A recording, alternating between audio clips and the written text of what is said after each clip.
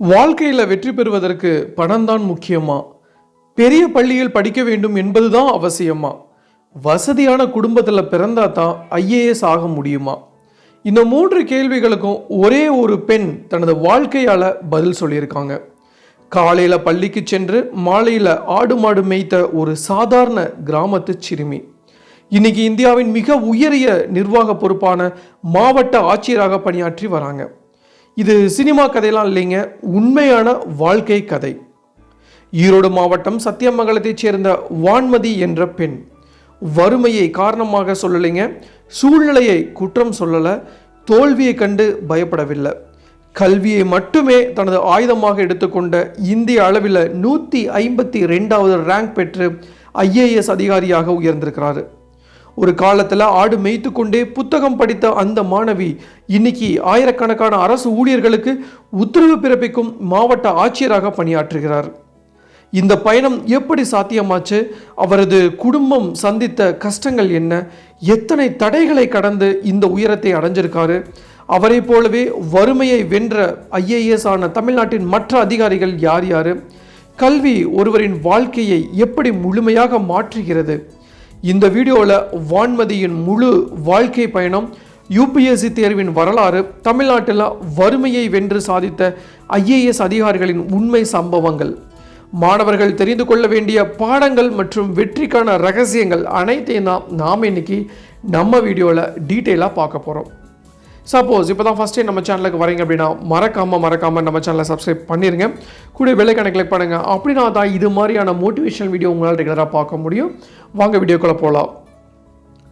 வான்மதி என்ற பெயரை இன்னைக்கு பலரும் ஒரு மாவட்ட ஆட்சியராக அறிந்திருக்கலாங்க. ஆனால் அந்த பெயருக்கு பின்னாடி இருக்கும் வாழ்க்கை போராட்டத்தை முழுமையாக அறிந்தவர்கள் ரொம்ப ரொம்ப ரொம்ப ரொம்ப கம்மி தான். இன்னைக்கு மகாராஷ்டிரா மாநிலத்தின் வர்தா மாவட்ட ஆட்சியராக பணியாற்றும் வான்மதி ஒரு காலத்தில் ஈரோடு மாவட்டம் சத்தியமங்கலத்தில் காலையில் பள்ளிக்கு சென்று மாலையில் தனது குடும்பத்தின் ஆடு மாடுகளை மேய்த்து கொண்டே படித்த ஒரு சாதாரண கிராமப்புற மாணவி. இதுதாங்க கல்வியினுடைய சக்தினே சொல்லலாம். ஒருவரின் பிறப்பை நாம் தேர்ந்தெடுக்க முடியாது, ஆனால் வாழ்க்கையில் எந்த உயரத்தை அடைய வேண்டும் என்பதை கல்வியின் மூலம் தீர்மானிக்க முடியும் அப்படிங்கிறது தான் வான்மதி தனது வாழ்க்கையால் நிரூபிச்சிருக்காங்க. இன்னைக்கு இந்தியா முழுவதும் ஆயிரக்கணக்கான மாணவர்கள் ஐஏஎஸ் அதிகாரியாக வேண்டும் என்ற கனவுடன் படித்து வராங்க. ஆனால் அந்த கனவை நனவாக்குவது எளிதான விஷயம் இல்லை. வருஷம் பல லட்சம் மாணவர்கள் யூபிஎஸ்சி தேர்வுக்கு விண்ணப்பிக்கிறாங்க.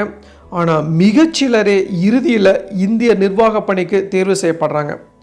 அந்த மிக கடினமான தேர்வில் அகில இந்திய அளவில் 152வது இடத்தை பெற்று சாதனை படைத்தவர் தான் வான்மதி. அவரது வெற்றி ஒரு தனிப்பட்ட வெற்றி மட்டும் இல்லைங்க, கிராமப்புறங்களில் வாழும் ஏழை குடும்ப மாணவர்களுக்கு ஒரு நம்பிக்கையின் அடையாளம்னே சொல்லலாம்.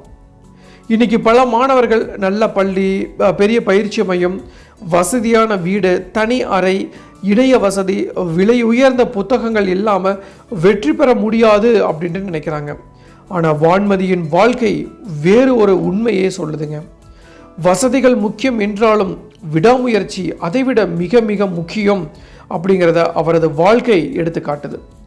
ஒரு கிராமத்தில் வளர்ந்த குழந்தை குடும்பத்தின் பொருளாதாரத்திற்காக மாலை நேரங்களில் ஆடு மாடு மேய்க்க வேண்டிய சூழலில் இருந்தாலும் கல்வியை கைவிடவில்லை. பள்ளி பாடங்களை படித்தார், தொடர்ந்து பட்ட படிப்பை முடித்தார். அதற்கு பிறகும் நிற்காமல் முதுகலை பட்டம் பெற்றார். அதன் பின்னர் தான் யூபிஎஸ்சி என்ற மிகப்பெரிய இலக்கை நோக்கி தனது பயணத்தை தொடங்கியிருக்காங்க. இந்த இடத்துல தான் நாம் ஒரு விஷயத்தை எல்லாருமே சிந்திக்க வேண்டுங்க. ஏன் இந்தியாவில் ஐஏஎஸ் அதிகாரிகளுக்கு இவ்வளவு மரியாதை இருக்குது? காரணம் ஒரு மாவட்டத்தின் வளர்ச்சி, சட்டம் ஒழுங்கு, கல்வி, சுகாதாரம், விவசாயம், குடிநீர், பேரிடர் மேலாண்மை, தேர்தல், அரசியல் நலத்திட்டங்கள் என நூற்றுக்கணக்கான பொறுப்புகளை ஒருங்கிணைத்து செயல்படுத்துவது மிக உயர்ந்த நிர்வாக பொறுப்புகளில் ஒன்று தான் மாவட்ட ஆட்சியர் பதவி. இந்த நிலையை அடைய பல ஆண்டுகள் கடுமையான உழைப்பு தேவைப்படுது. இந்தியாவில் சுதந்திரத்திற்கு முன்னாடி பிரிட்டிஷ் ஆட்சி காலத்தில் இந்தியா சிவில் சர்வீஸ் என்ற அமைப்பை இருந்தது. சுதந்திரத்திற்கு பின்னாடி அதுவே இந்திய நிர்வாக பணிக்காக மாற்றப்பட்டது. இன்னைக்கு இந்தியாவில் மிக கடினமான போட்டித் தேர்வுகளில் ஒன்றாக யூபிஎஸ்சி கருதப்படுது.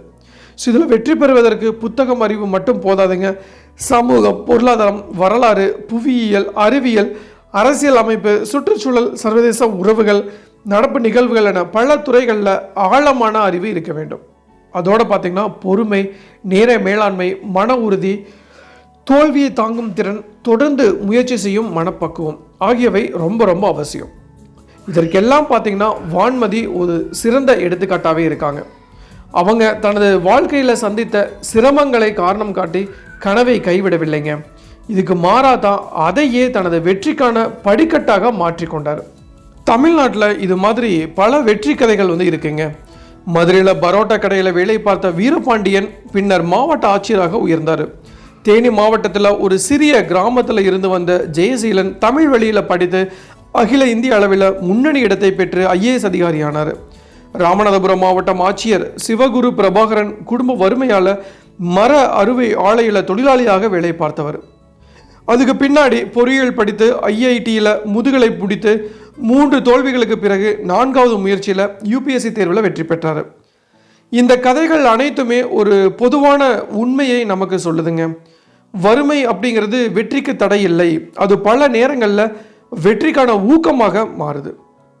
கிராமத்தில் பிறந்தால் முடியாது, அரசு பள்ளியில் படித்தால் முடியாது, பெற்றோர் படிக்கவில்லை என்பதால் முடியாது, பணம் இல்லை என்பதால் முடியாது என்று நினைக்கும் ஒவ்வொரு மாணவரும் வான்மதி போன்றவர்களின் வாழ்க்கையை நிச்சயமாக படிக்க வேண்டுங்க. ஏன்னா அவர்கள் சொல்வது ஒரே ஒரு செய்தி தான், பிறப்பு நம்ம கையில் இல்லை, ஆனால் எதிர்காலம் நம்ம கையில் இருக்குது. கல்வி என்ற ஆயுதத்தை சரியாக பயன்படுத்தினால் ஆடு மேய்க்கும் சிறுமியும் மாவட்ட ஆட்சியராக முடியும். வயல்ல வேலை செய்த சிறுவனும் இந்தியாவின் உயர்ந்த நிர்வாக அதிகாரியாக முடியும். குடிசையில் படித்த மாணவரும் உலகம் மதிக்கும் அதிகாரியாக நிச்சயமாக உயர முடியும். அதனால தான் கல்வியை யாராலும் பறிக்க முடியாத மிகப்பெரிய சொத்து என்று முன்னோர்கள் கூறுறாங்க. ஸோ இந்த வீடியோவோட எண்டிங் வந்தாச்சு. இதை முடிப்பதற்கு முன்னாடி ஒவ்வொரு மாணவருக்கும், ஒவ்வொரு பெற்றோருக்கும், ஒவ்வொரு இளைஞர்களுக்கும் ஒரு விஷயத்தை நான் சொல்லிக்கொள்ள விரும்புகிறேன். வான்மதி, வீரபாண்டியன், ஜெயசீலன், சிவகுரு பிரபாகரன் போன்றவர்கள் அனைவருமே நமக்கு சொல்லும் ஒரே பாடம் என்னன்னா, வறுமை அப்படிங்கிறது தோல்விக்கான காரணம் இல்லை, முயற்சி இல்லாதது தான் தோல்விக்கான காரணம் அப்படின்னு ஒரு விஷயம்தான். இன்னைக்கு ஆடு மேய்க்கும் குழந்தையாக இருக்கலாங்க, வயலில் வேலை செய்யும் மாணவராக இருக்கலாம், கூலி தொழிலாளியின் மகனாக கூட இருக்கலாம், ஓட்டுநரின் மகளாக கூட இருக்கலாம், அரசு பள்ளியில் படிக்கும் மாணவராக கூட இருக்கலாம். ஆனால் நாளை மாவட்ட ஆட்சியராகவும் IAS அதிகாரியாகவும் நாட்டின் உயரிய நிர்வாக பொறுப்பில் இருப்பவராகவும் மாற முடியாது என்று எந்த சட்டமும் இல்லை. உங்கள் குடும்பத்தின் பொருளாதார நிலை உங்கள் எதிர்காலத்தை நிச்சயமாக முடிவு செய்யாது. உங்கள் கல்வியும் உங்கள் உழைப்பும் உங்கள் விடாமுயற்சியும் தான் உங்கள் எதிர்காலத்தை தீர்மானிக்கும் ஒரு மிகப்பெரிய விஷயமாகவே இருக்குது. அதனால தான் கல்வி அப்படிங்கிறது ஒரு பட்டத்தை வழங்குவதற்கான வழி மட்டுமில்லை, ஒரு குடும்பத்தின் தலைமுறையையே வறுமையிலிருந்து மீட்டெடுக்கும் மிகப்பெரிய சக்தி. வான்மதியின் வாழ்க்கை நமக்கு ஒரு செய்தியை மட்டும் சொல்லவில்லைங்க, ஒரு தலைமுறைக்கே ஒரு நம்பிக்கையை விதைக்குது.